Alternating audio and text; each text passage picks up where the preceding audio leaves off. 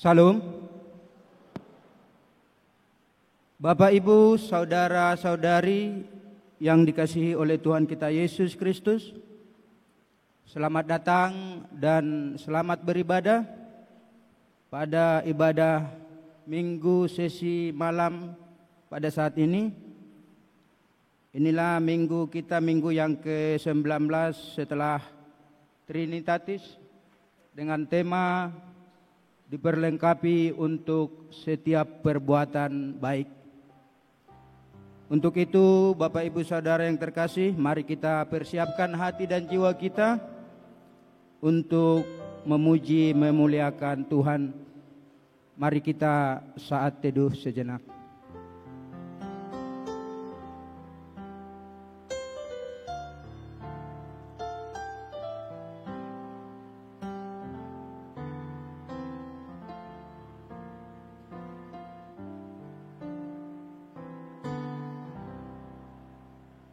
Amin. Kita puji Tuhan, kita bernyanyi dari Kidung Jemaat nomor 367 ayat 1 sampai dengan ayat yang ketiga.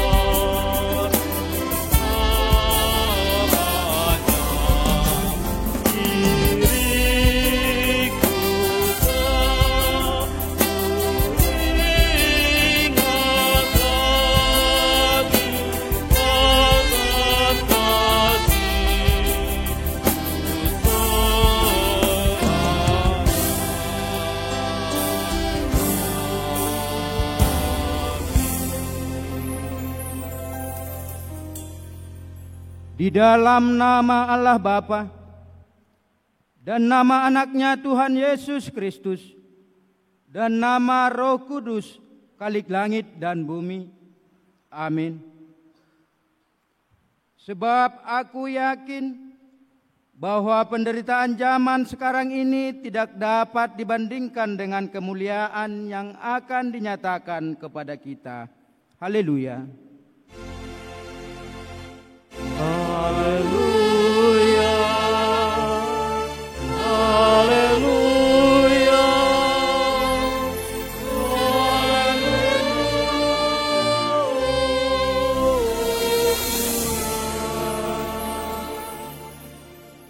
Kita berdoa. Ya Tuhan Allah yang Maha Kuasa, berikanlah kepada kami kepercayaan yang hidup, agar kami tetap percaya kepada anak-Mu Yesus Kristus Tuhan kami. Ciptakanlah hati yang bersih di dalam diri kami, dan kiranya Engkau senantiasa memperbaharui hati kami. Teguhkanlah iman kami, agar kami bersukacita, mengingat bahwa dosa kami telah diampuni di dalam Tuhan Yesus Kristus Tuhan kami. Amin. Jemaat, kami persilakan dulu.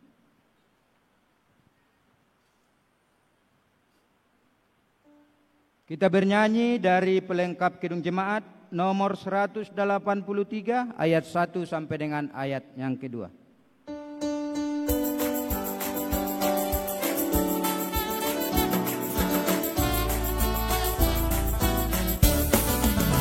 Mari sebarkan Injil ke seluruh dunia.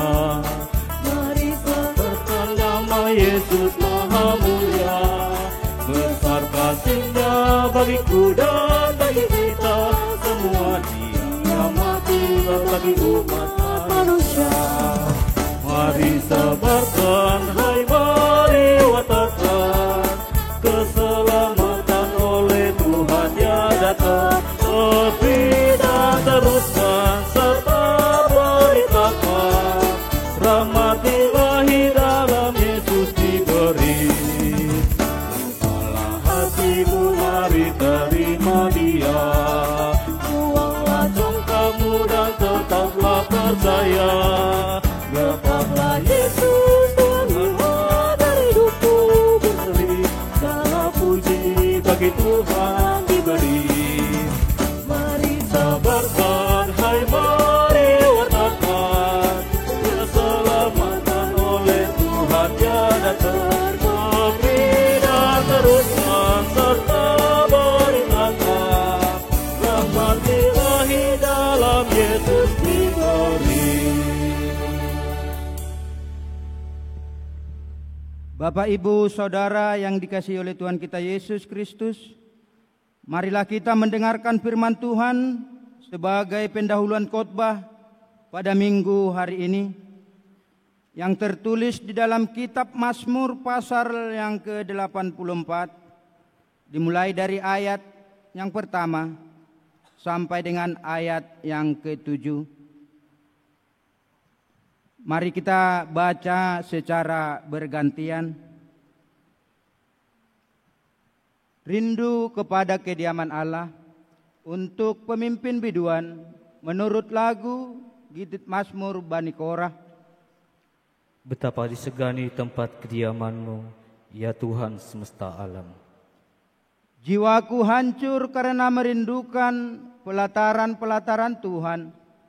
Hatiku dan dagingku bersorak-sorai kepada Allah yang hidup. Bahkan burung pipit telah mendapat sebuah rumah, dan burung layang-layang sebuah sarang, tempat menaruh anak-anaknya. Pada mezbah-mezbah-Mu, ya Tuhan semesta alam, ya Rajaku dan Allahku. Berbahagialah orang-orang yang diam di rumah-Mu, yang terus-menerus memuji-muji Engkau. Berbahagialah manusia yang kekuatannya di dalam Engkau, yang berhasrat mengadakan ziarah. Ayat 7 kita baca bersama-sama. Apabila melintasi lembah Baka, mereka membuatnya menjadi tempat yang bermata air. Bahkan hujan pada awal musim menyelubunginya dengan berkat. Demikian pembacaan firman Tuhan. Berbahagialah setiap orang yang mendengar firman Allah, yang menghayati serta mengamalkannya. Amin. Kita bernyanyi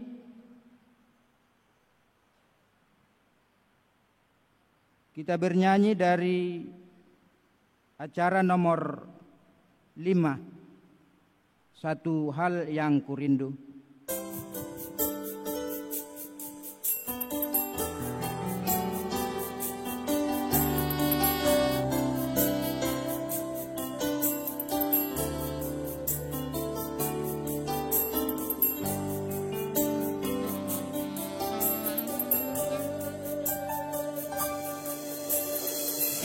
Tuhan yang kurindu, berdiam di dalam rumah-Mu. Satu hal yang ku pinta, menikmati bait-Mu.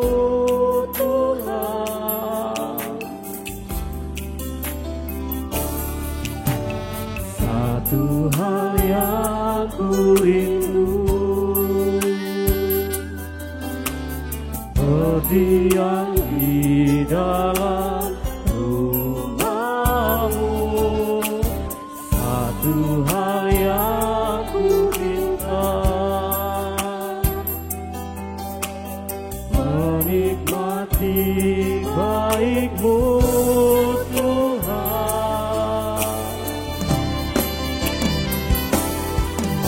Lebih dari satu hari di perantara-Mu, daripada 1000 hari di tempat lain.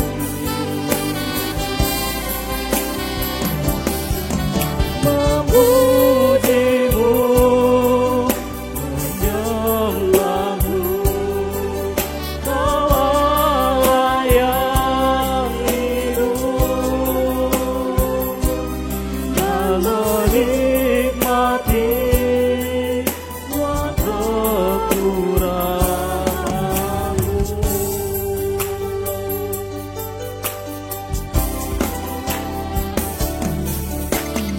Satu hal yang ku rindu, berdiam di dalam rumah-Mu. Satu hal yang ku cinta, menikmati baik-Mu Tuhan.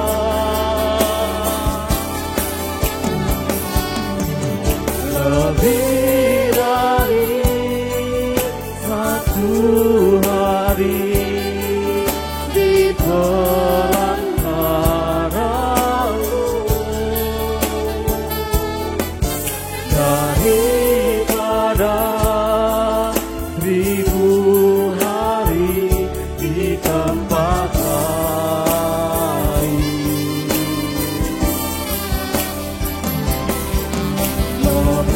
Memuji-Mu, menyembah-Mu, Kau Allah yang hidup, dan menikmati semua kekurangan-Mu.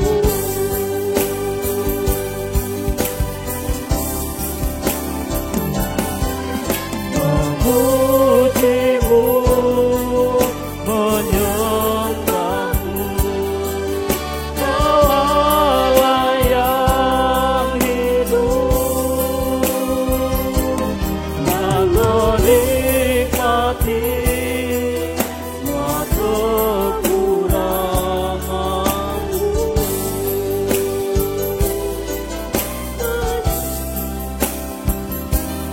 Dan menikmati semua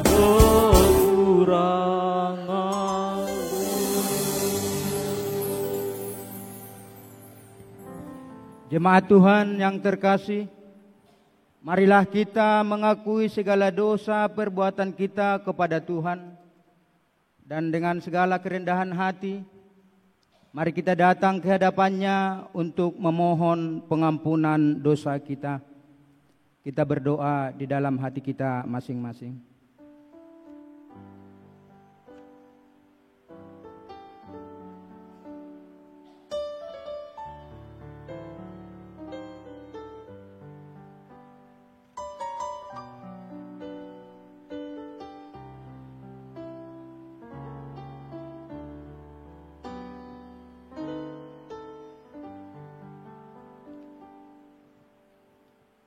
Ya Allah Bapa kami yang Maha Kuasa dan Maha Pengasih, kami orang berdosa yang hina ini datang ke hadapan-Mu yang Maha Suci dan yang Maha Mulia itu, untuk menyembah sujud di hadapan-Mu, memohon keampunan atas segala dosa dan kejahatan kami, karena tiadalah kebenaran di dalam diri kami, dan kami senantiasa menyimpang dari jalan-Mu serta melanggar hukum-Mu. Kami tidak dapat memuliakan nama-Mu dari segenap jiwa dan raga kami, dan saudara-saudara kami tidak kami kasihi seperti diri kami sendiri. Oleh karena itu wajarlah kami kena murka-Mu dan dihukum selama-lamanya. Tetapi sekarang kami datang dengan segala kerendahan hati kami, memohon pengampunan dan belas kasihan-Mu. Tolong dan kasihanilah kami, ampunilah segala dosa kami, dan berilah kami kekuatan untuk melawan segala kejahatan, agar kami senantiasa hidup di bawah naungan kasih Yesus Kristus Tuhan kami. Amin. Janji Tuhan tentang pengampunan dosa. Demikianlah firman Tuhan. Hanya sesaat lamanya aku meninggalkan engkau, tetapi karena kasih sayang yang besar, aku mengambil engkau kembali. Dalam murka yang meluap, aku telah menyembunyikan wajahku terhadap engkau sesaat lamanya. Tetapi dalam kasih setia abadi, aku telah mengasihi engkau. Segala kemuliaan bagi Allah di tempat yang maha tinggi. Amin.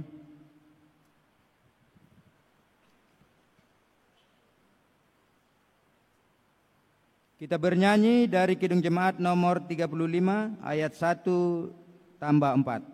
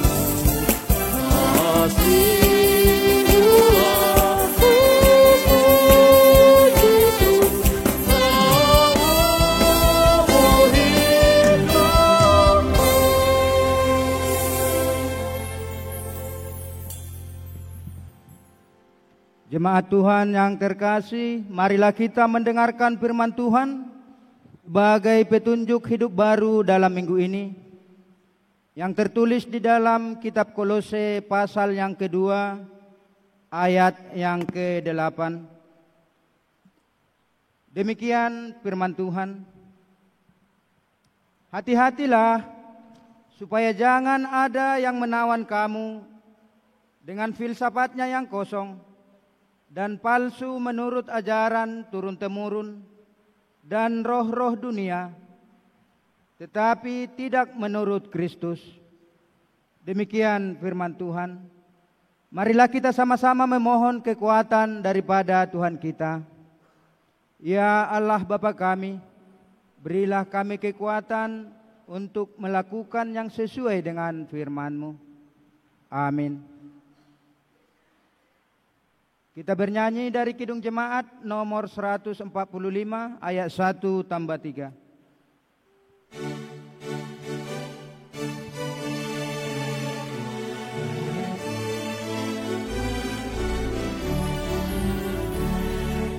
Mari tuturkan kembali kisah yang indah benar, warta berharga sekali, Yesus pahlawan besar, bahwa di malam lahirnya malam menyanyi merdu,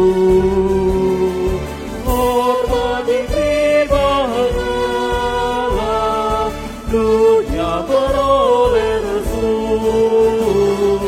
Mari tuturkan kembali kisah yang indah benar, warta berharga sekali, Yesus pahlawan besar. Tuhan Bapa disalib, tubuh mati darah, matinya disadari, lalu dipukul sekali. Warna gembira sekali, tubuh tak dapat menang. Tuhan telah hidup kembali, kita beroleh senang. Mari tuturkan kembali kisah yang indah benar, warta berharga sekali, Yesus pahlawan besar. Bapak, Ibu, saudara-saudari yang dikasihi oleh Tuhan kita Yesus Kristus, marilah kita mengikrarkan pengakuan iman kita bersama jemaat pada segala abad di seluruh dunia ini. Mari kita sama-sama mengucapkannya. Aku percaya kepada Allah Bapa yang Maha Kuasa Khalik langit dan bumi.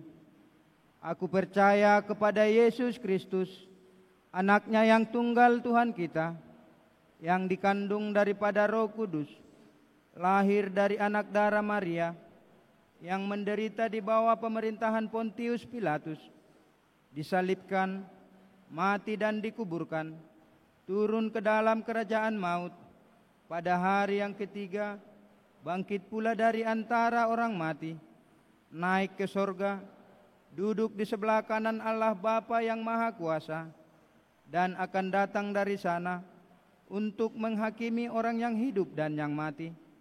Aku percaya kepada Roh Kudus, gereja yang kudus dan am, persekutuan orang kudus, pengampunan dosa, kebangkitan daging, dan hidup yang kekal.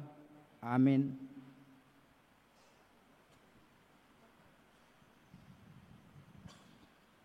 Kita sambut sabda Tuhan, kita bernyanyi dari Kidung Jemaat nomor 57 ayat 1 sampai dengan ayat yang ketiga.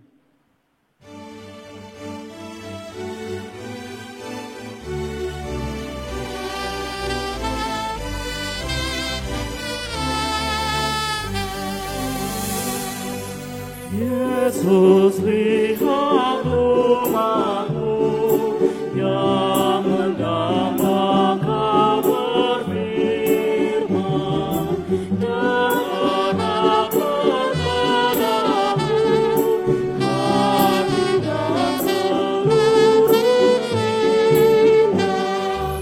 Ingat kami yang di dunia, kau dekatkan pada surga. Percaya Roh Kudus, kau di dalam kegelapan. Biar Roh bersabdamu, maka bunyikan cerahan. Hingga Tuhan kuasai karya dan ucapan kami. Sinar Maha Mulia lahir dari Allah Bapa, bukannya siapanya hati bulu pendengaran. Biar doa dan haleluya terkenang padamu Tuhan.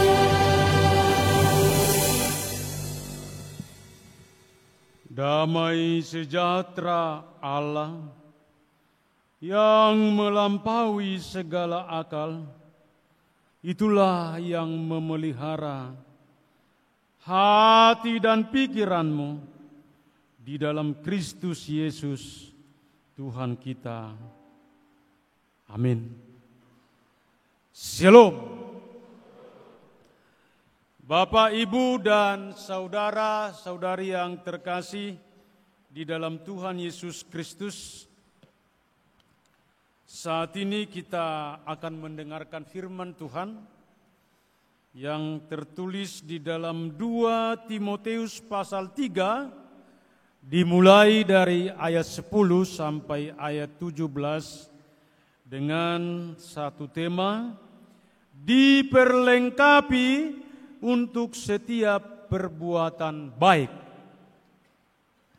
Demikian firman Tuhan, mari kita dengarkan.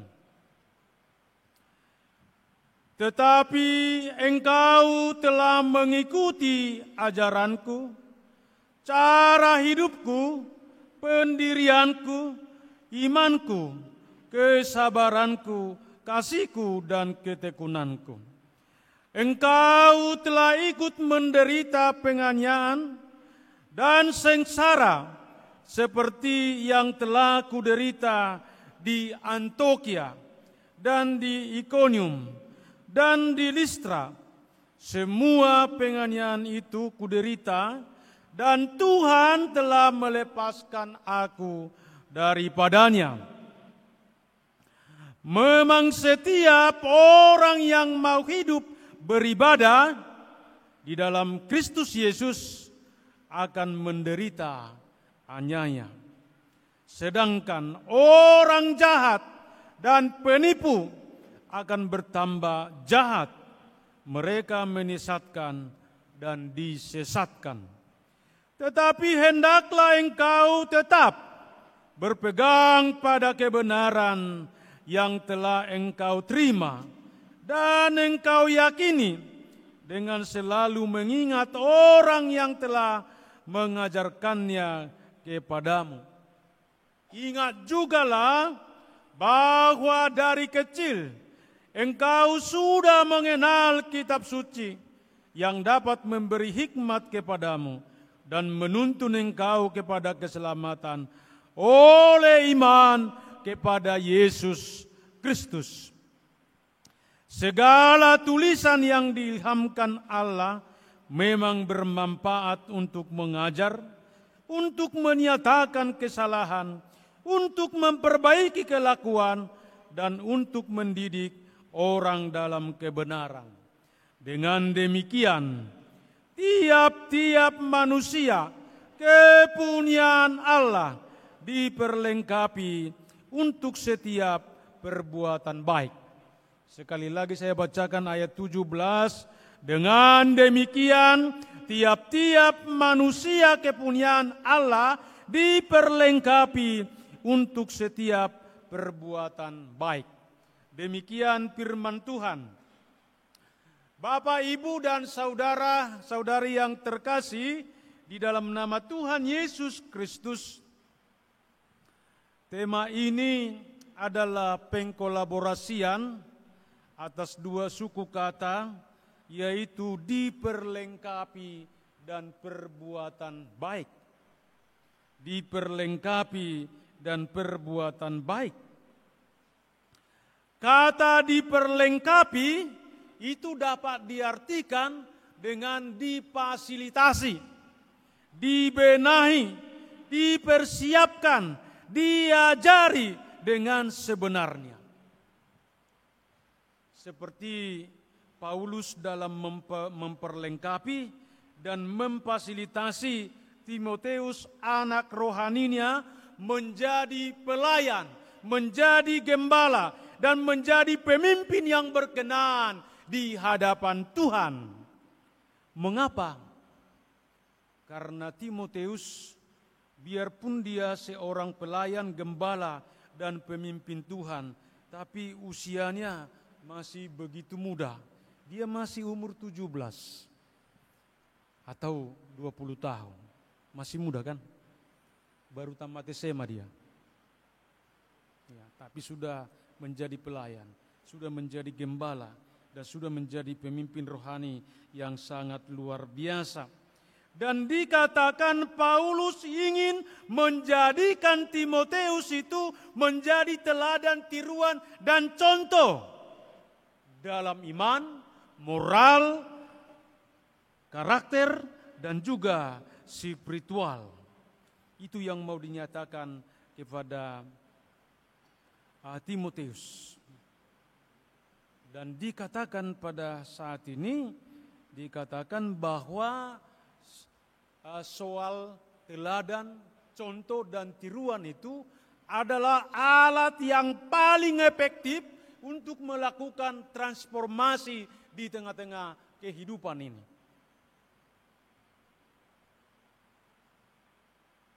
Tidak hanya soal kata-kata dan bicara.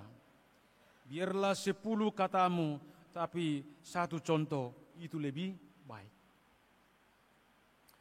Ada satu contoh dibuat oleh para arkeologi yang ditemukan di tahun 2000-an di sekitar Laut Mati. Mereka menemukan satu patung yang besarnya hanya dari dada sampai ke atas. Yang melakukan penelitian ini ada 3 orang.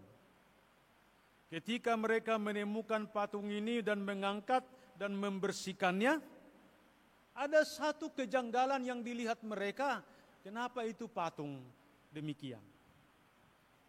Persoalannya adalah patung itu lengkap matanya, lengkap telinganya, lengkap hidungnya, tapi mulutnya kecil kali. Iya. Kayaknya hanya muat nasi 3 butir aja masuk. Lalu ketiga, arkeologi itu memberikan pandangan dan pemaknaan terhadap patung itu. Datanglah arkeologi pertama. Saya memberikan pemahaman bahwa patung ini dikubur belum selesai dibuat. Buktinya mulutnya belum selesai. Masih kecil. Di situ. Tapi arkeologi yang kedua juga mengikuti pandangan yang pertama. Tapi yang ketiga memberi pandangan yang agak berbeda dari kedua kawannya itu. Perbedaannya dia mengatakan demikian. Sebenarnya patung ini sudah lengkap, sudah sempurna. Tapi mengapa mulutnya dibuat kecil? Tidak besar atau tidak normal seperti kita katanya. Dia berkata, memang patung ini mau menggambarkan kepada kita, lebih baik kita banyak melihat, banyak mendengar daripada banyak berkata-kata.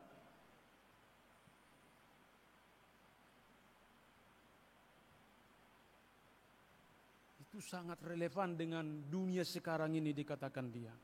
Di zaman sekarang ini banyak manusia hanya berkata-kata, tapi melihat dan mendengar sangat sedikit. Asal ngomong doang. Apalagi di tengah kebebasan hak asasi manusia sekarang ini, suka-suka nih yang ngomong. Iya.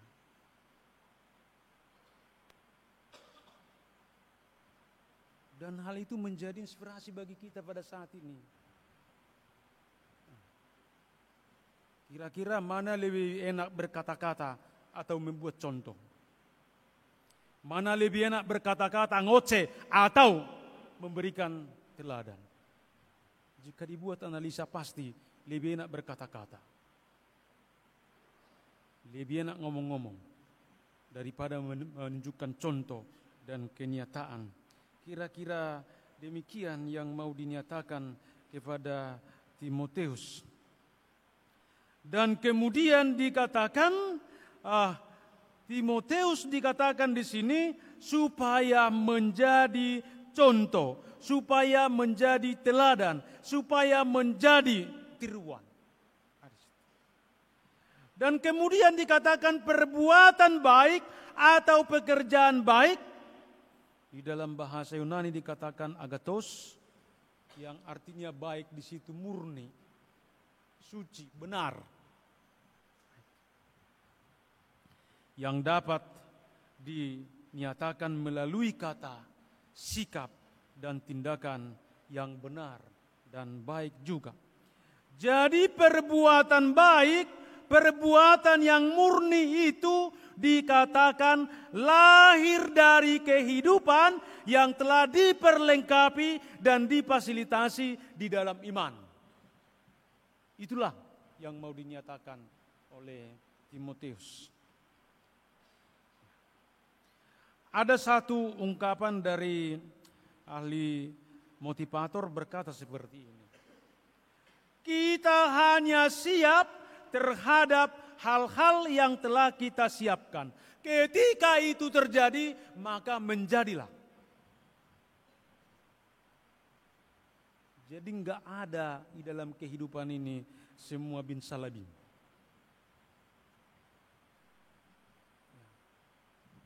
Semua dimulai dari hal-hal yang kita siapkan. Jadi kita siap hanya terhadap hal-hal yang sudah kita siapkan atau kita lengkapi di dalam kehidupan itu.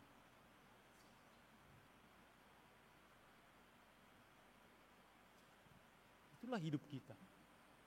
Itulah hidupmu. Tidak mungkin kamu mengalami kesuksesan yang luar biasa dengan tiba-tiba kalau tidak ada persiapan yang disiapkan untuk itu. Ingatlah itu. Biarpun di dunia ini banyak yang instan, tapi dalam hal ini tidak mungkin. Kira-kira mengapa kita harus diperlengkapi lebih dahulu sehingga dapat melakukan perbuatan yang baik atau pekerjaan yang baik atau pekerjaan yang murni? Kenapa?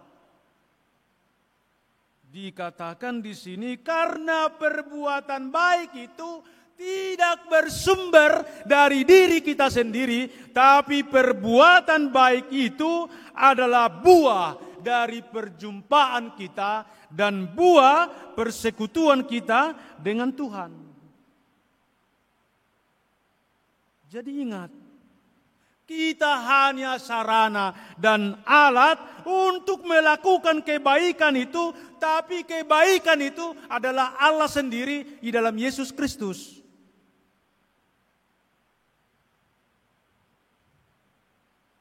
Makanya setiap kebaikan harus diukur. Apakah dia telah berjumpa? Apakah dia telah bersekutu dengan Tuhan? Dan itu yang dinyatakan oleh Paulus di dalam kehidupannya. Paulus itu adalah murid terpintar dari guru terpintar.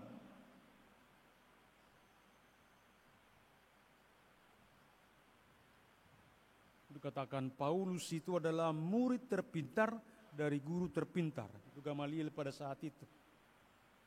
Dia begitu fasih tentang teologi, begitu fasih tentang ilmu, begitu fasih tentang pengetahuan, begitu fasih tentang kata atau pengetahuan tentang Tuhan. Tapi apakah Paulus bisa menjadi atau melakukan kebaikan di dalam Tuhan itu? Jawabannya tidak. Justru Paulus adalah orang yang paling getol untuk menyiksa, untuk mengintimidasi, memenjarakan, bahkan mematikan orang-orang yang percaya kepada Tuhan Yesus. Orang pintar loh itu. Teologi yang sangat luar biasa. Sampai diterima dia menjadi anggota di dalam Parisi tanpa di testing mungkin. Karena otaknya luar biasa, hebat dia. Ya. Tapi dikatakan di sini ketika Paulus berjumpa dengan Yesus dalam perjalanan ke Damsyik itu, dia mengalami transformasi yang sangat luar biasa. Apa dikatakan dia dalam perjumpaan itu? Apa yang kuanggap dulu keuntungan sebelum berjumpa aku dengan Kristus, tapi ketika aku berjumpa dengan Kristus dalam kehidupan saya, itu semua adalah sampah. Terjadi transformasi yang sangat luar biasa. Terjadi pembaharuan yang sangat luar biasa. Itu makanya dikatakan perbuatan baik itu tidak bersumber dari diri kita, tapi itu adalah buah perjumpaan dan persekutuan dengan Tuhan di dalam Yesus Kristus. Yang pertama yang kita lihat mengapa kita harus diperlengkapi dulu. Baru yang kedua dikatakan karena kita telah berada di dalam dosa dan kejahatan serta kita semua adalah insan yang lemah dan yang terbatas. Enggak ada kita yang super di sini. Biarpun ada film Superman atau Supergirl. Tapi itu hanya film doang itu. Tapi kenyataannya semua kita adalah insan yang memiliki kelemahan dan keterbatasan di dalam kehidupan itu. Makanya perlu kita diperlengkapi untuk itu. Dan terakhir dikatakan di sini, mengapa kita harus diperlengkapi supaya dapat melakukan perbuatan baik atau perbuatan yang murni itu, dikatakan karena Timoteus dan juga orang-orang percaya adalah manusia kepunyaan Allah. Itu dikatakan tadi pada ayat 17 sampai 2 kali saya bacakan tadi. Dengan demikian tiap-tiap manusia kepunyaan Allah diperlengkapi untuk setiap perbuatan baik.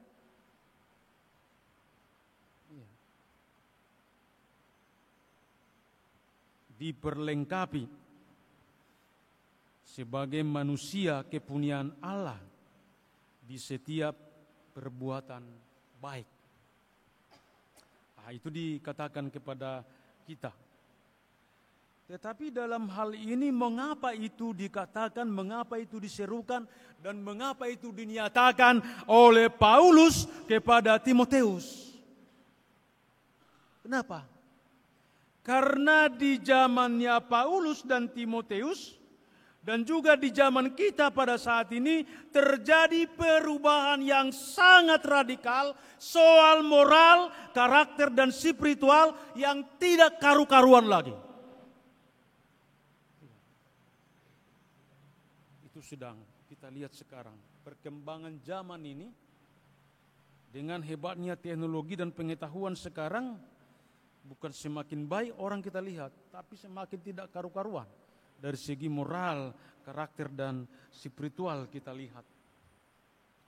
Dan dikatakan di dalam 2 Timotius 3 ayat 1 sampai 9 dikatakan bahwa zaman Paulus dan Timotius, dan mungkin di zaman ini hampir sama, tidak jauh beda, mungkin hanya beda tipis dari segi moral, karakter, dan spiritual, yaitu dikatakan bahwa zaman, situasi, keadaan di masa Paulus dan juga Timotius dikatakan zamannya adalah zaman yang sukar. Itulah yang sedang kita hadapi sekarang. Kalau dikatakan apakah menjadi mahasiswa itu mudah atau enak, atau ada tantangan, atau sulit?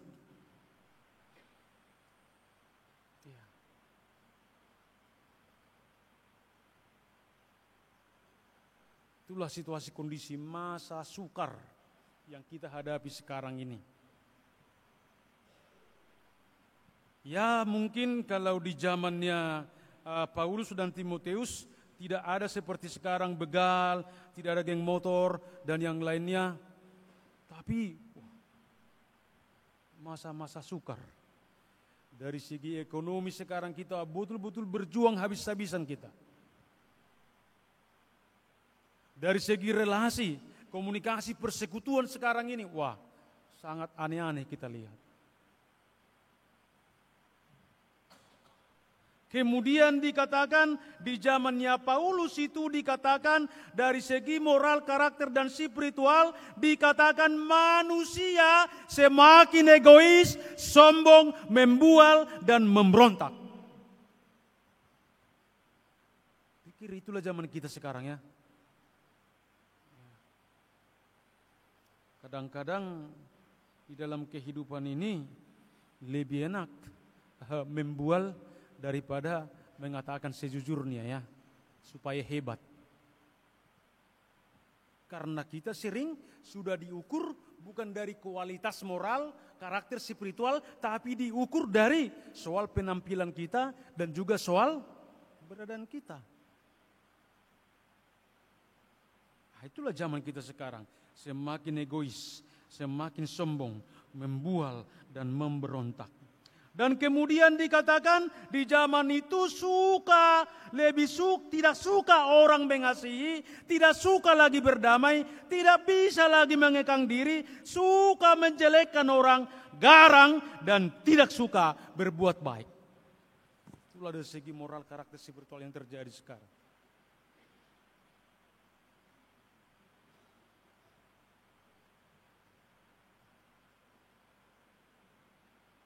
Dan mungkin itu sudah sedang kita alami, bahkan sedang terjadi dalam kehidupan kita sekarang ini. Ya. Dan kemudian dikatakan zamannya Paulus dengan zaman kita ini suka berkhianat, tidak pikir panjang, lebih menurut hawa nafsu daripada menuruti firman.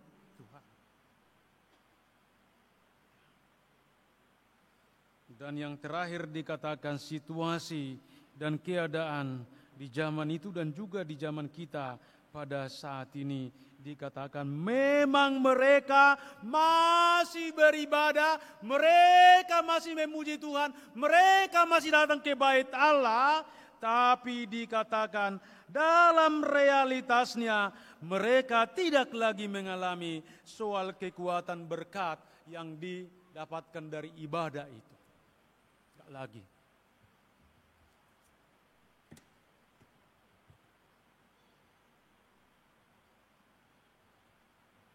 Itulah situasi dan keadaan yang dihadapi oleh Timotius dan juga kita pada saat ini. Makanya kita dipanggil pada saat ini harus diperlengkapi, harus difasilitasi di dalam Tuhan supaya kita menjadi pemenang terhadap situasi, kondisi moral, karakter, dan spiritual yang sedang terjadi di tengah-tengah dunia ini.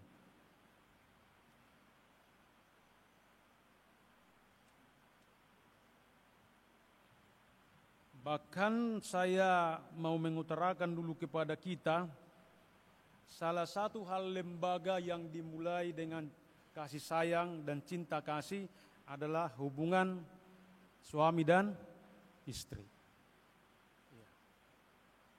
Aturannya kan nggak ada lagi yang perlu kita pikirkan di situ, nggak mungkin lagi ada persoalan. Tapi justru orang yang saling dimulai, didasari kehidupannya dari cinta kasih, ujung-ujungnya tahu kita sekarang berebut kali. Jadi maunya yang dikatakan di gereja itu yang dipersatukan oleh Tuhan tidak boleh diceraikan oleh manusia, tapi kenyataannya sekarang begitu.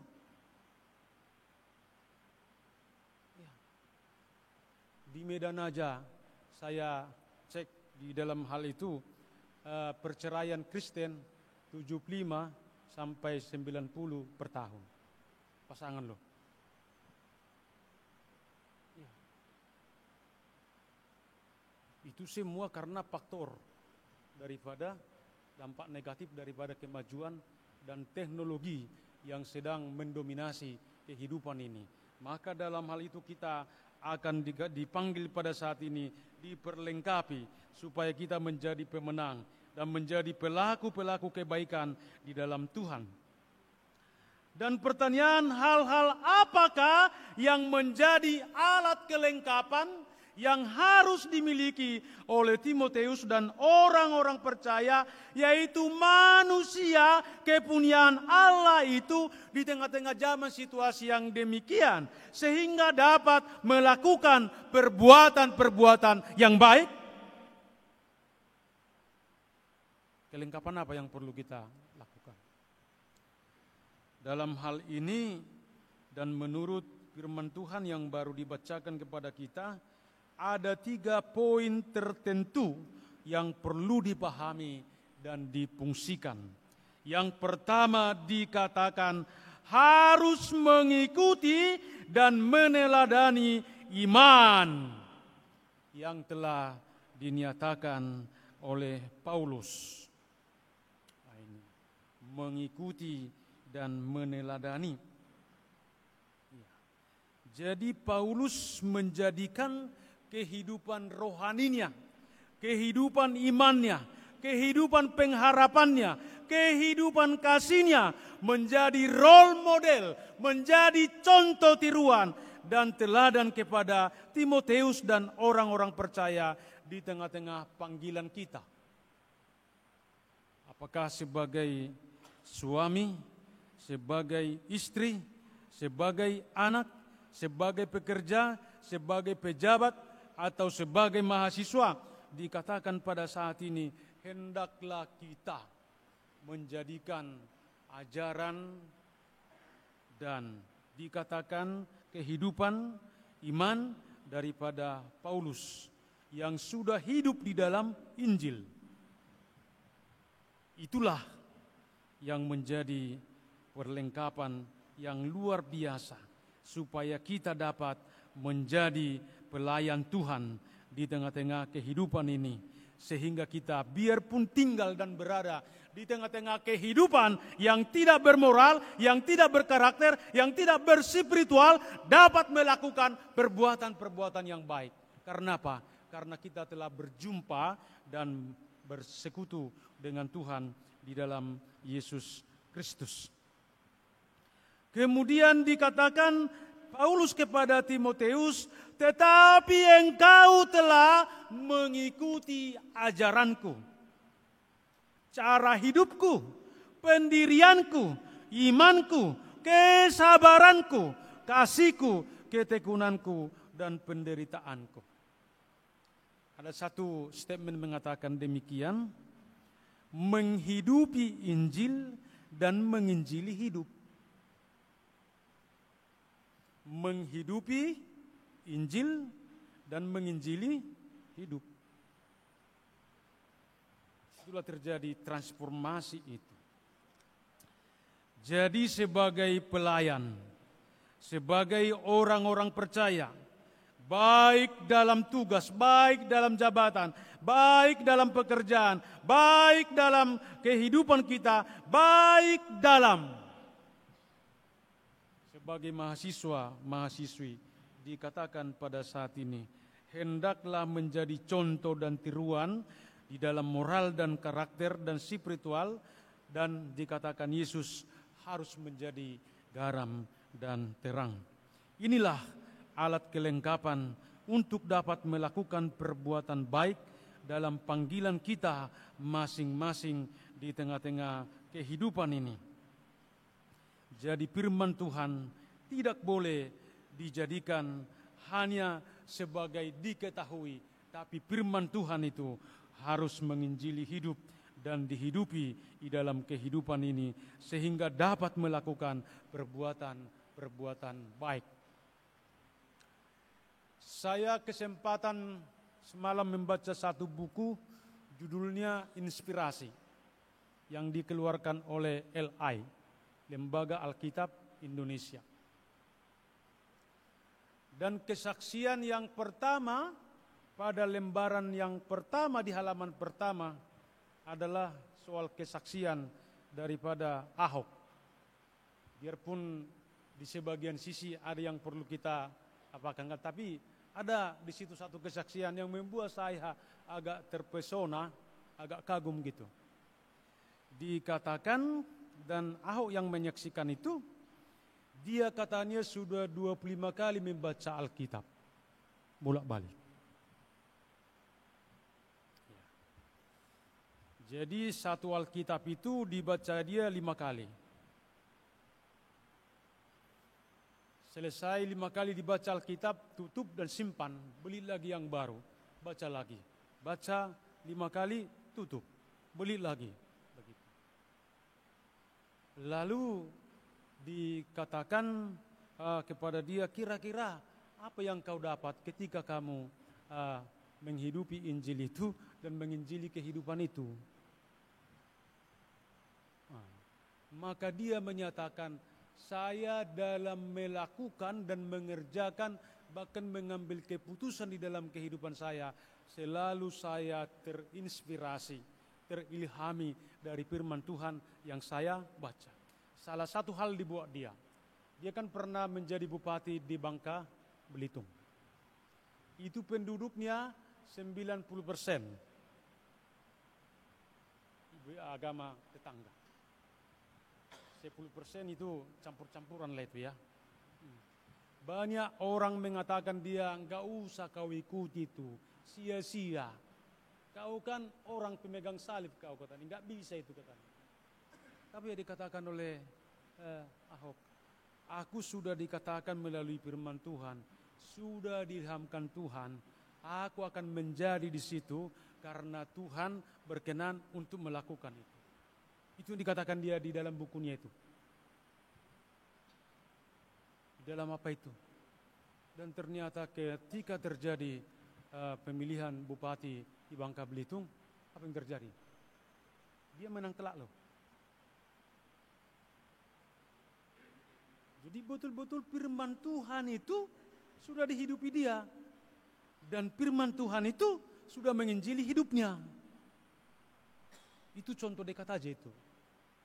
Tapi yang mau saya katakan kepada kita, tidak akan pernah kita mengalami transformasi, tidak bisa kita melakukan yang baik, tidak bisa kita melakukan yang murni dalam kehidupan kita ini sebelum kita berjumpa dengan Tuhan, sama seperti Paulus itu. Kalau kamu melakukan yang baik, tapi tidak karena Injil, tidak karena perjumpaan dengan Tuhan, saya pastikan perbuatan baikmu itu perlu dipertanyakan itu. 2 minggu yang lalu ada seseorang menyemplung masuk ke persekutuan kami beberapa pendeta. Belum ada dia duduk 1 menit tapi udah langsung bercelote dia. Ini kan memang semua kumpulan pendeta. Ya, kenapa rupanya aku bilang? Kira-kira bisakah kita melakukan perbuatan baik dengan melakukan dosa? Kalau kamu melakukan kebaikan karena dosa, berarti kamu melakukan dosa menutupi dosa. Contohnya dibilang dia, aku seringnya kau mencuri demi membantu orang. Kan repot itu. Tidak perlu kau lakukan itu. Soal perbuatan baik bukan hanya soal karitatif. Tapi perbuatan baik bisa melakukan transformasi, melakukan reformatif, mengubah mindset orang untuk melihat kehidupan ini. Lalu saya katakan kepada dia, ngapainlah kau katakan di tengah-tengah kami seperti itu? Dan mengapa kamu harus mengambil pertimbangan dari hamba-hamba Tuhan? Tidakkah kau baca firman Tuhan? Jadi kelengkapan kita di dalam kehidupan supaya dapat melakukan yang baik. Dikatakan pada saat ini, Bapa dan Ibu yang terkasih di dalam nama Tuhan Yesus Kristus adalah menghidupi Injil dan menginjili hidup. Itulah kelengkapan yang sangat luar biasa di dalam kehidupan kita untuk dapat melakukan perbuatan baik di tengah-tengah kehidupan ini.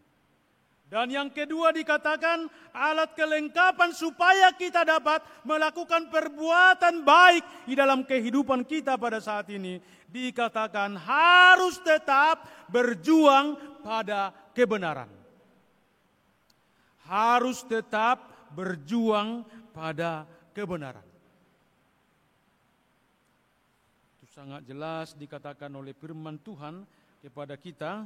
Tetapi hendaklah engkau tetap berpegang pada kebenaran yang telah engkau terima, yang telah engkau yakini dan selalu mengingat yang telah mengajarkannya kepadamu.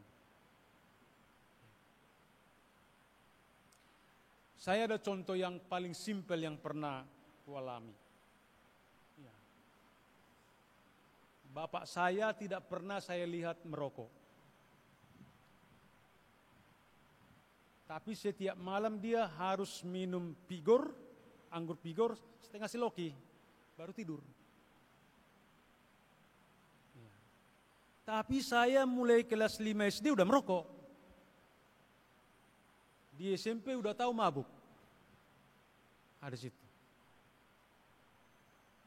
Dia hanya berkata kepada saya, tidak ada artinya yang merokok itu, tidak ada artinya yang mabuk-mabuk itu, nanti itu merusak tubuhmu, merusak kehidupan kamu. Lihat saya tidak pernah merokok. Kata-kata itulah terngiang di dalam pikiran saya, di dalam hati saya. Maka ketika masuk sekolah teologi, maka yang pertama saya lakukan transformasi, menguju nyatakan kata-kata bapak saya itu. Tidak ada artinya merokok. Bukan saya mau mengkritik yang merokok, yang bukan. Enak aja pendeta ini, kritik aja gitu, bukan itu mau saya enggak. Nah, tapi itu yang terngiang dalam hati saya. Memang ketika masuk sekolah teologi, saya jujur 6 bulan lah itu tuntas saya lepaskan dengan tuntas dan tidak terulang lagi sampai sekarang.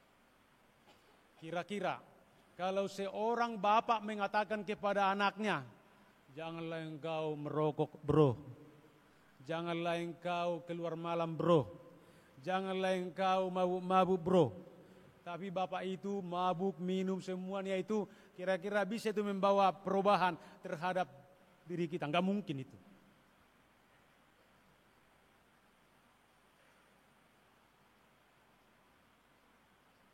Bisa. Tapi dikatakan pada saat ini, hendaklah engkau pelaku-pelaku perbuatan baik yang sudah mengalami transformasi karena perjumpaan dengan Tuhan di dalam Yesus Kristus. Jadi nasihat itu bukan semata-mata lagi hanya secara manusia saja, tapi itu dikatakan karena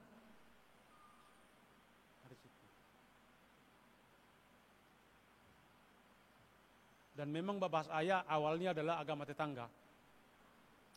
Iya, jadi dia mengatakan itu karena memang sudah dilalui dia semua. Jadi dia mengatakan itu karena sudah dialami dia bahwa itu tidak baik. Kembali kepada gambaran patung tadi. Di zaman sekarang ini terlampau pintar kita ngomong dan ngomong-ngomong di tengah-tengah dunia ini, bahkan kita kadang-kadang seperti reporter di tengah-tengah dunia ini, tapi membuat contoh sangat sulit.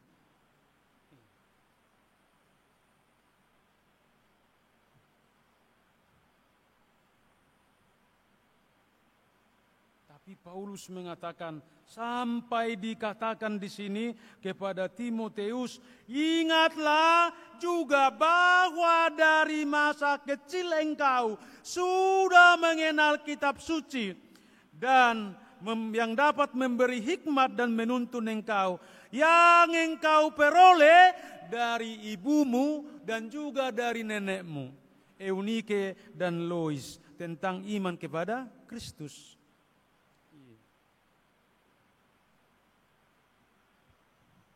Coba ingat dulu pada saat ini. Adakah seperti itu? Jadi perjumpaan Timotius kepada Tuhan bukan lagi ketika sudah pelayan dia, enggak. Sejak kecil sudah mengenal kitab suci. Saya tanya dulu kita semua, siapa yang sudah pernah membaca Alkitab selesai? Enggak ada ya. Ya repot kan? Bayangkanlah, itulah sumber transformasi untuk melakukan kebaikan. Itu pun gak pernah kita apa. Berarti kebaikan yang kau lakukan selama ini kebaikan apa?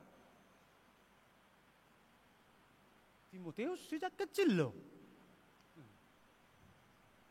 Siapa di sini masih mengingat ayat Sidinia? Angkat tangan dulu. Ayat Sidinia? Lupa. Aduh. Ayat pernikahannya, siapa lagi masih tahu ayat pernikahan? Udah lupa lah, itu kan karena enaknya menikah itu kan lupa ayat-ayatnya kan, sedangkan si dia aja lupa. Kira-kira bagaimana kita? Padahal itu yang membuat kita mengalami transformasi di dalam kehidupan ini. Dan yang ketiga dan yang terakhir dikatakan kepada kita pada saat ini, tapi sebelumnya kita diingatkan lagi bahwa kebenaran itu adalah Kristus. Yesus berkata, akulah jalan kebenaran dan hidup. Tidak ada yang sampai kepada Bapa kalau tidak melalui aku. Soalannya sekarang, adakah kita telah berjumpa dengan Dia? Dan yang ketiga, percaya bahwa firman Tuhan yang diilhamkan adalah penuntun yang sejati. Makanya dikatakan firman Tuhan yang telah tersampaikan tidak pernah pulang dengan kembali begitu saja, tapi firman Tuhan itu akan senantiasa mendatangkan transformasi dan pembaharuan di tengah-tengah kehidupan itu. Jadi firman Tuhan yang telah diilhamkan, yang telah disampaikan oleh Tuhan kepada dunia ini di dalam Yesus Kristus Tuhan, dikatakan itulah yang menjadi penuntun. Makanya dikatakan di dalam firman Tuhan tadi, segala tulisan yang diilhamkan Allah memang bermanfaat untuk mengajar, bermanfaat untuk menyatakan kesalahan, bermanfaat untuk menyatakan kebaikan atau memperbaiki kelakuan, dan untuk mendidik orang di dalam kebenaran. Ini saya akui betulin. Ini akan saya saksikan dulu diri saya. Saya mulai kelas 5 SD sudah hidup di dalam kebatinan. Yang ditransfer mulai dari nenek-nenek sampai kepada saya. Ya. Jadi artinya ketika saya hidup dalam kebatinan itu, ya bagi saya kepercayaan saya di situ.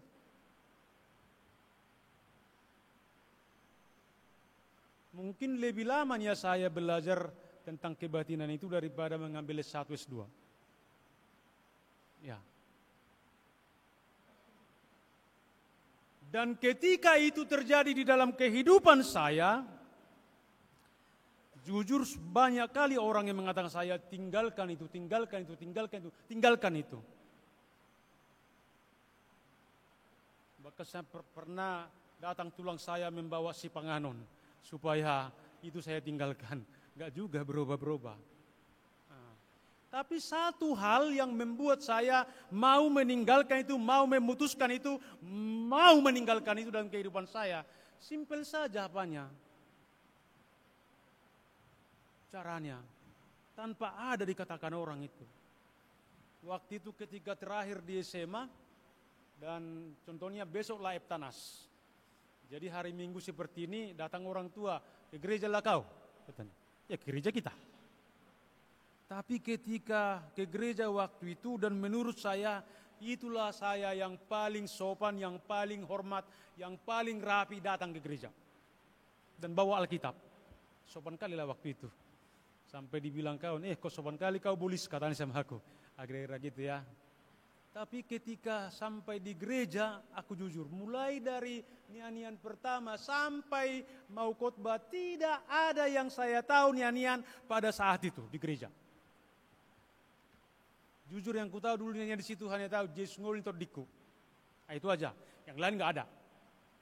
Tapi ketika pendeta berkhotbah waktu itu dan berdoa, damai sejahtera dari Allah Bapa, langsung saya buka mata. Loh, siapa lu? Kok bisa mengatakan damai kepada kami? Semua tunduk tutup mata. Saya harus seperti engkau. Tambah 3 kali, tak gitu.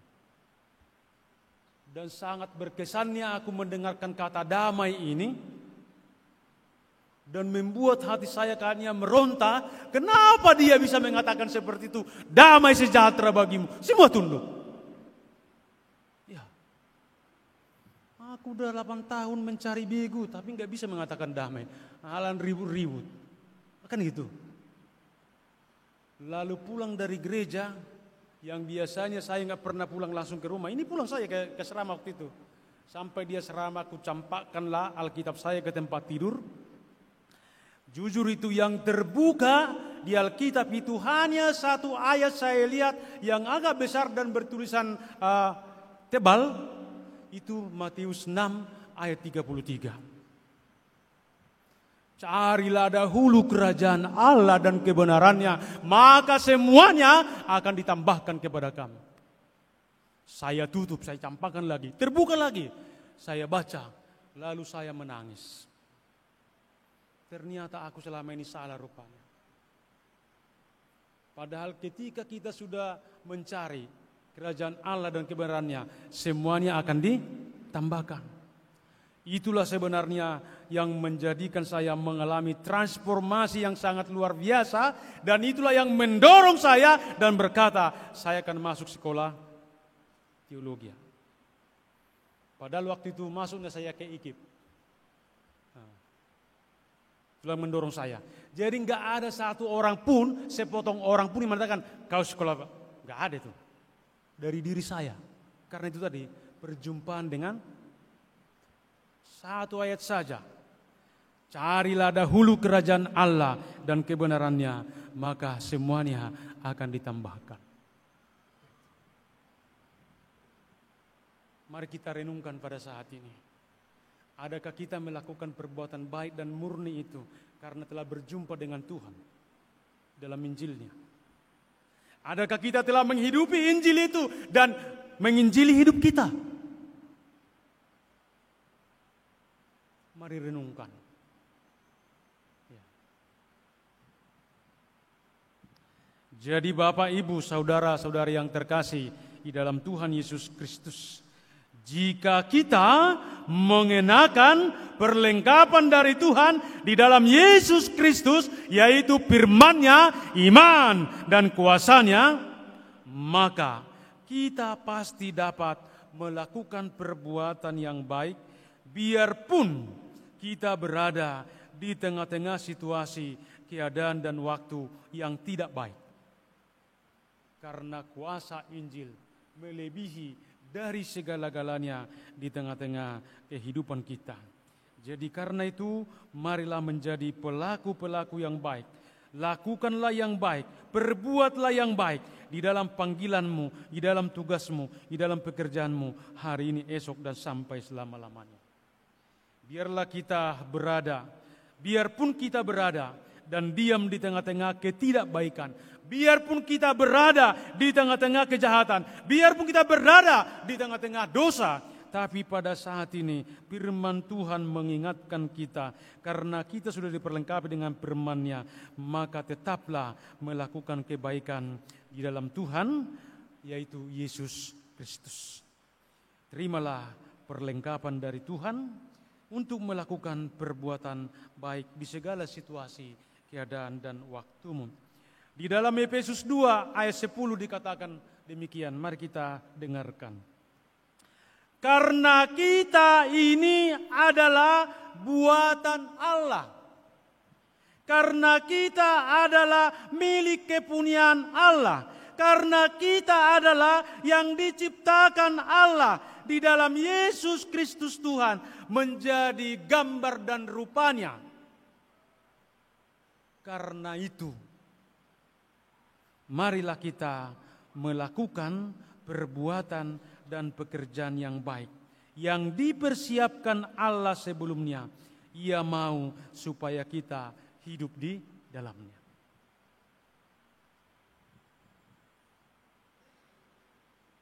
Itu panggilan kepada kita semua pada saat ini. Apakah sebagai mahasiswa, sebagai dosen, sebagai pekerja, sebagai pejabat, atau sebagai melakukan pekerjaan-pekerjaan apapun, lakukanlah yang baik di situ.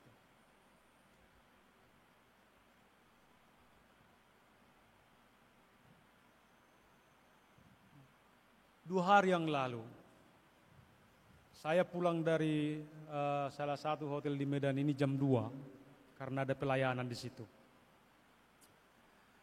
Jadi kami lewat dari jalan depan kantor gubernur sampai melewati Hotel Jel Marriott sampai ke depan Pertamina. Saya tidak tahu, baru itu saya lihat geng-geng motor itu. Ada mereka 100. Padahal dari pinggirnya kami. Tidak ada terganggu mereka. Tapi begitu mereka dilihat kita pelan-pelan jalan dan tidak mengganggu mereka. Keluarlah kata-kata yang indah-indah dari mulutnya. Aduh, aku mendengarkan itu, ngeri kali lah dunia ini, pikirku. Akhirnya ketika mereka agak jauh baru kami jalan. Pikir-pikir, ya mungkin juga ya. Dia melarang kami jalan karena mungkin pajak dia lebih tinggi daripada kami. Atau mungkin ini jalan opungnya, pikirku. Tapi waduh, ngeri kali dunia ini, pikirku. Itulah yang kita hadapi pada saat ini. Tapi Tuhan berkata, ketika kamu sudah menghidupi Injil itu dan menginjili hidupmu, tetaplah melakukan yang baik di segala situasi, keadaan, dan waktu. Amin. Kita berdoa. Allah Bapa, di dalam Yesus Kristus Tuhan dan Roh Kudus, kami bersyukur dan berterima kasih atas firman Tuhan yang telah diperdengarkan di tengah-tengah persekutuan kami, di tengah-tengah ibadah kami pada saat ini. Firman-Mu Tuhan mengajak, Firman-Mu Tuhan memotivasi, Firman-Mu Tuhan mendorong kami pada saat ini, supaya kami melakukan perbuatan-perbuatan yang baik, karena kami telah diperlengkapi oleh firman Tuhan, oleh Injil Tuhan, dan kami telah berjumpa dengan Tuhan di dalam Yesus Kristus Tuhan, sehingga kami mengalami transformasi yang sungguh luar biasa Tuhan pada saat ini. Apapun yang menjadi latar belakang kehidupan kami, apapun yang menjadi sisi gelap kehidupan kami, tapi pada saat ini ketika kami berjumpa dengan Kristus, kami mengalami transformasi yang sungguh luar biasa, sehingga kami dapat melakukan setiap perbuatan yang baik di tengah-tengah kehidupan ini, di tengah-tengah aktivitas, di tengah-tengah pergumulan kami, bahkan di tengah-tengah perjuangan kami. Terima kasih Tuhan, terpujilah Engkau. Dan hari ini kami datang ke hadirat-Mu Tuhan, membawakan semua saudara-saudari kami, mahasiswa-mahasiswi dan juga orang tua dan juga pekerja pada saat ini. Kami datang ke hadirat-Mu Tuhan. Biarlah Engkau Tuhan memperlengkapi mereka, dan biarlah Engkau Tuhan senantiasa menyatakan Injil-Mu di dalam hidup mereka, dan mereka dapat menginjili kehidupan ini, supaya dapat melakukan perbuatan-perbuatan yang baik di tengah-tengah semua aktivitas kehidupan mereka. Terpujilah Engkau Tuhan, dan juga saat ini kami berdoa Tuhan kepada orang tua kami yang jauh dari kami, yang bersusah payah Tuhan berjuang untuk memberi kebutuhan kami di tengah-tengah perkuliahan kami di Medan ini Tuhan. Kami berdoa biarlah Engkau Tuhan memberkati orang tua kami, dan juga biarlah Engkau Tuhan menyertai, bahkan memberikan kesehatan, kekuatan bagi mereka, supaya mereka senantiasa hidup di dalam kasih dan kemurahan-Mu. Terpujilah Engkau Tuhan, di dalam nama Yesus Kristus kami berdoa. Amin. Kita bernyanyi.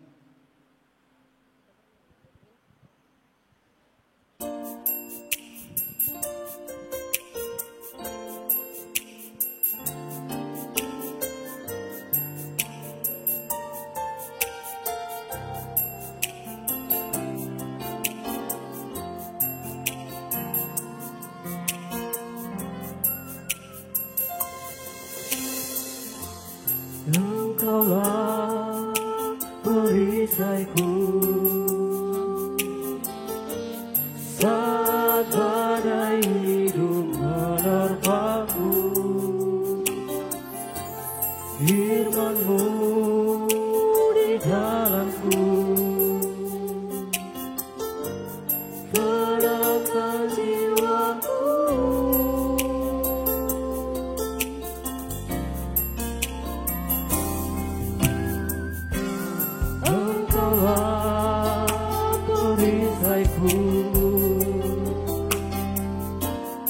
Saat badai hidup menerpaku, firman-Mu di dalamku terangkan jiwaku. Ku kan berdiri di tengah badai dalam kekuatan yang Kau berikan. Sampai kapanpun ku kan bertahan, karena Yesus selalu menopang. Ku kan bertahan di dalam tekanan dengan kekuatan yang Kau berikan. Sampai kapanpun tak tergoyahkan, karena Yesus selalu menopang hidupku.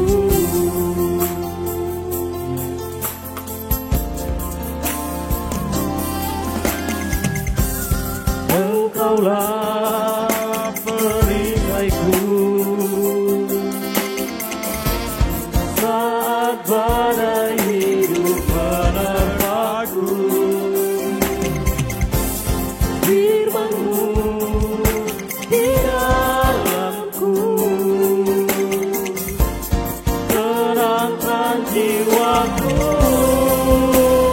Ku kan berdiri di tengah badai dalam kekuatan yang Kau berikan.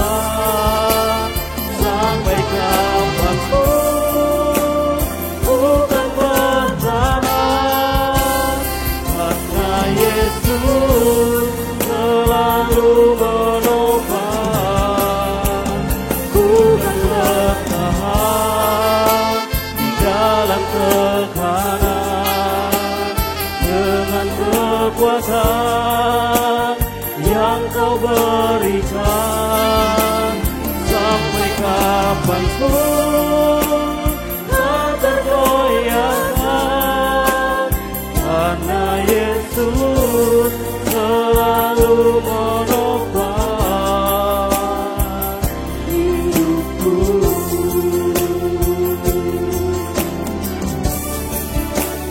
Ku kan berdiri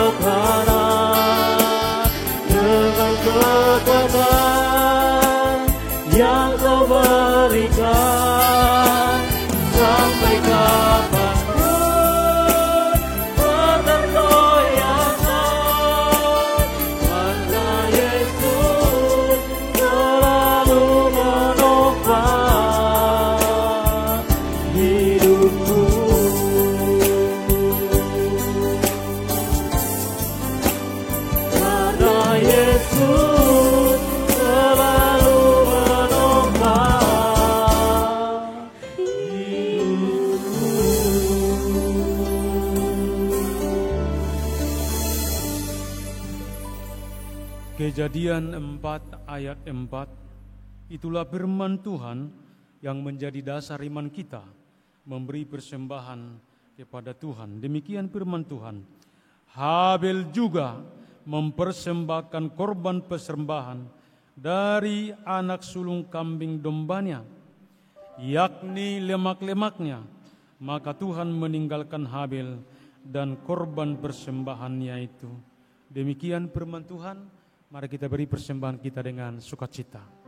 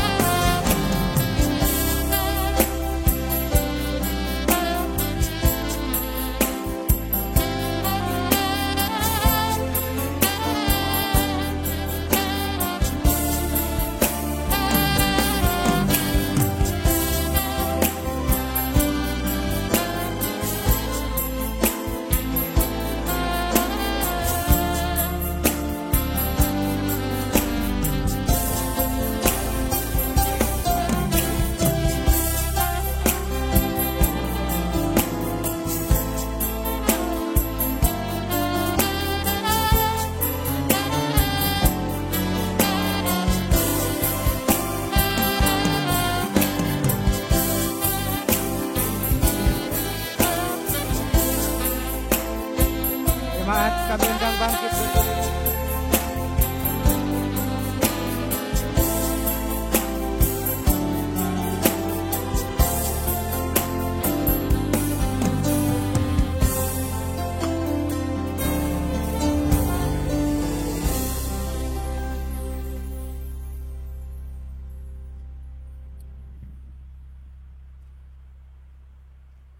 Marilah kita menyerahkan persembahan ini ke hadapan Tuhan. Marilah kita berdoa.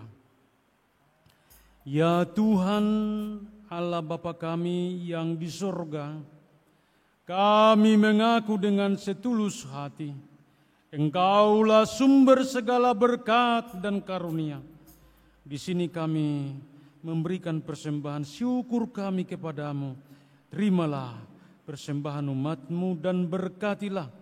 Jadikan hidup kami menjadi persembahan yang berkenan kepadamu. Dan pakailah hidup kami untuk turut menghadirkan tanda-tanda kerajaan-Mu di seluruh dunia. Kasih, keadilan, damai sejahtera dan sukacita. Bukalah hati kami oleh Roh Kudus-Mu, agar kami senantiasa mengucap syukur kepadamu di dalam Yesus Kristus Tuhan kami. Amin. Apa arti hidupmu? Bukan kau dapat syukur karena Kristus menebus berkorban bagimu. Dalam susah pun tenang, dalam segala hal aku bermampu dan ucap syukur, itu kehendaknya. Bapa kami yang di surga, dikuduskanlah nama-Mu, datanglah kerajaan-Mu, jadilah kehendak-Mu di bumi seperti di surga. Berikanlah kami pada hari ini makanan kami yang secukupnya, dan ampunilah kami akan kesalahan kami, seperti kami juga mengampuni orang yang bersalah kepada kami. Dan janganlah membawa kami ke dalam pencobaan, tetapi lepaskanlah kami dari yang jahat.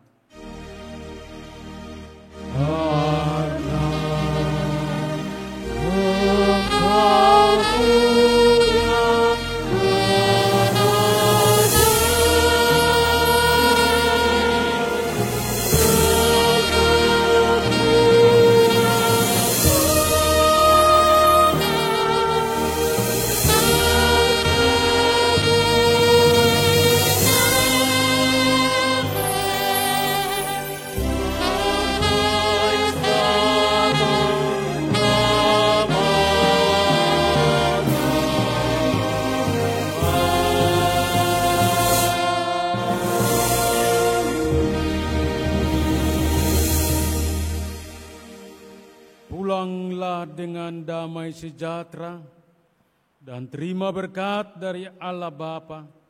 Tuhan memberkati dan melindungi engkau. Tuhan menyinari engkau dengan wajah-Nya dan memberi engkau kasih karunia. Tuhan menghadapkan wajah-Nya kepada engkau dan memberi engkau damai sejahtera. Amin. Amin.